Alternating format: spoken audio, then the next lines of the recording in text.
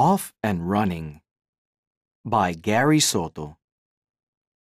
Miata Ramirez is running for 5th grade president against Rudy, the class clown. Miata promises to plant flowers and clean up the school if elected. Rudy promises extra ice cream days and more recess time.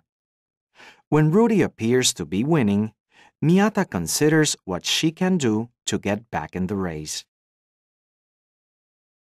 Saturday morning. There were only a few days to go until Election Day.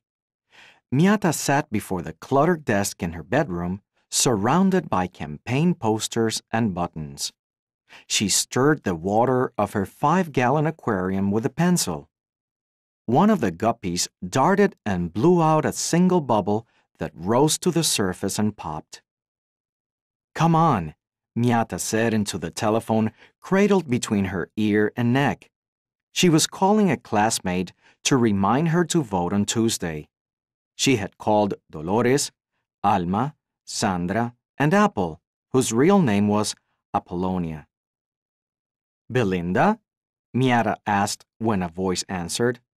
"No, it's her mom," the thick voice replied.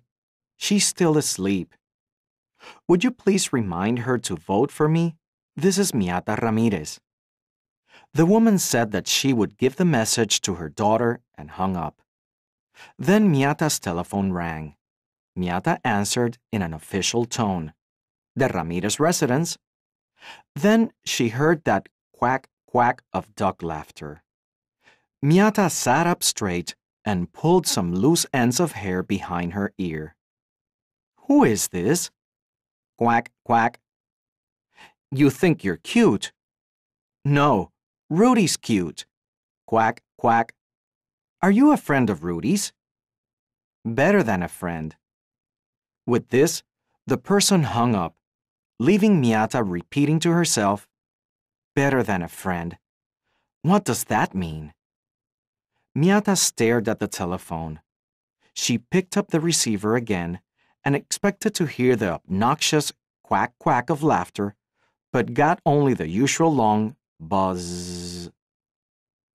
When she heard her name being called, she left her bedroom and sniffed in the delicious scent of chorizo con huevos. She tried to get into a better mood. She skipped to the kitchen, where her father was already at the table. "Buenos días," he greeted her, the sports page folded in front of him. "You've been on the phone a lot, mija." He sipped his coffee and asked, "Pues, so who's your novio?" "Papi, I don't have a boyfriend. I was calling some girls to vote for me." She sat down, stomach growling, and clutched her napkin. She liked Saturday mornings. That was when her mother made tortillas. "Dad," she asked, "you ever know anyone important?"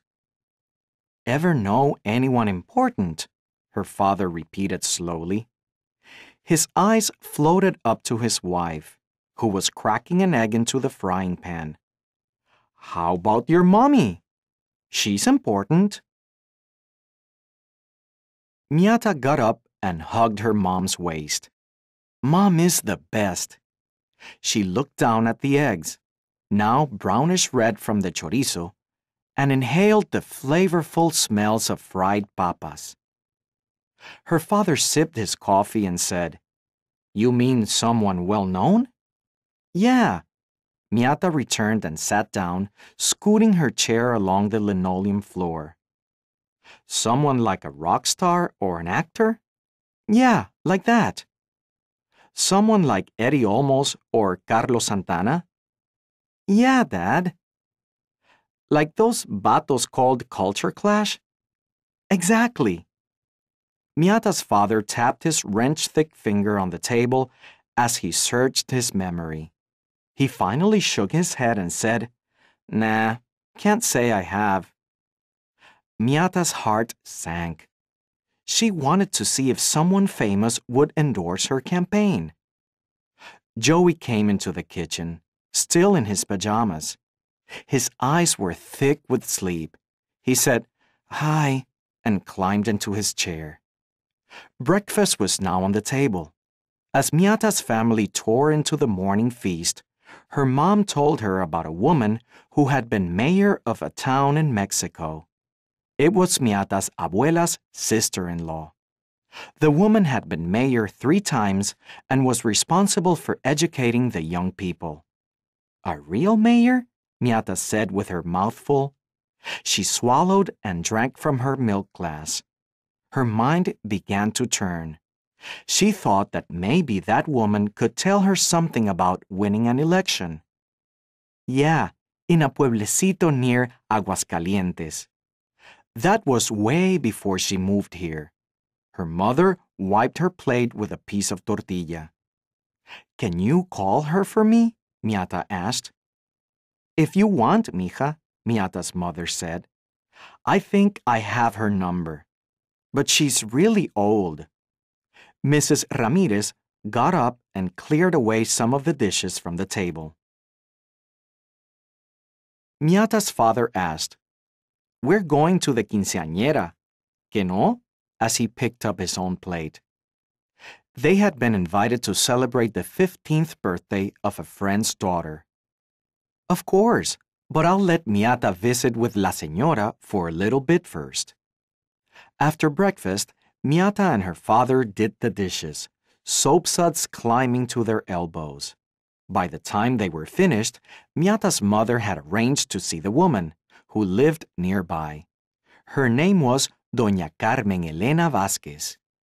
Miata's mother said the woman was very happy to talk with Miata, but would she please buy her some bread and Doña Carmen would pay her later. What should I ask her? Miata asked. Now she was uncertain about meeting the woman. I don't know, mija, her mother said. She was standing in front of the mirror in the hallway, dabbing her puckered mouth with peach-colored lipstick. Come on, I'll give you a ride and you can walk home. Where are you going, Mom? Miata asked. She pushed her face toward the mirror and glanced at her curls. She was starting to like her new hairdo. To Kmart. Miata and her mother left, pulling away from the curb in their new used car, a Ford Thunderbird. They drove slowly up the street, the tires sweeping the fall leaves. They stopped at a convenience store to buy the bread. They arrived at Doña Carmen's house. Don't let her pay you for the bread, Miata's mother told her. Tell her it's a gift. Miata got out of the car and eyed the small house, which was white with a toppled TV antenna on the roof. Geraniums, potted in coffee cans and milk cartons, lined the steps of the porch. A ceramic statue of La Virgen de Guadalupe stood in the middle of the lawn. On the bumper of Doña Carmen's old Ford LTD gleamed the sticker, Yo amo a Jalisco. Do I have to go by myself? Miata asked. Yes, you wanted to meet someone important, Miata's mother replied through the window. Is she nice? Of course she's nice. She's your abuela's sister-in-law. She's family. Miata looked at the house. A cat was now stretching on the steps.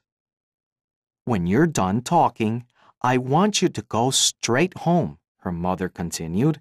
We have to be at the quinceañera at 3. She touched a button and the window slowly rolled up with a sigh. The Thunderbird pulled away, scattering some leaves and an orange-colored cat washing itself in the middle of the street. Miata approached the house, kicking at the fall leaves. She walked up the steps, knocked on the screen door, and peered in. An old woman was sitting on the edge of the couch. She was holding a lamp in one hand and a screwdriver in the other. A toolbox sat on the coffee table. Hello, Miata called brightly. Am I disturbing you? ¿Quién es? Who is it? The woman asked. She rose from the couch and unlatched the screen door. It's me, Miata Ramirez. She held up the loaf of bread. I got it for you, Doña Carmen. Ven acá, mija. Come in, Doña Carmen said in a sing-song voice. She was a short woman, an inch taller than Miata, and walked with a slow shuffle. Her face was as soft as a pear, but her hair was steel gray. Miata entered the house. A yellowish shaft of sunlight entered the corner of the living room, where a bookshelf sat. Portraits of the Kennedys and Cesar Chavez hung on the wall. A crucifix made of bronze hung on the wall. ¿Cómo te llamas? What's your name? Doña Carmen asked. Miata. Miata? Doña Carmen regarded the young girl. You got a lot of curls. Miata touched her hair. She wanted to explain the perm, but thought the story was too complicated.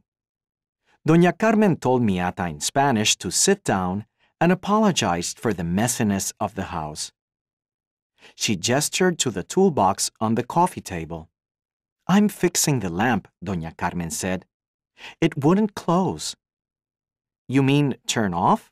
Sí, she sighed and said. So you want to be la jefa, the leader, at your school? When Miata nodded her head, the curls bounced about her ears. Your mommy probably told you.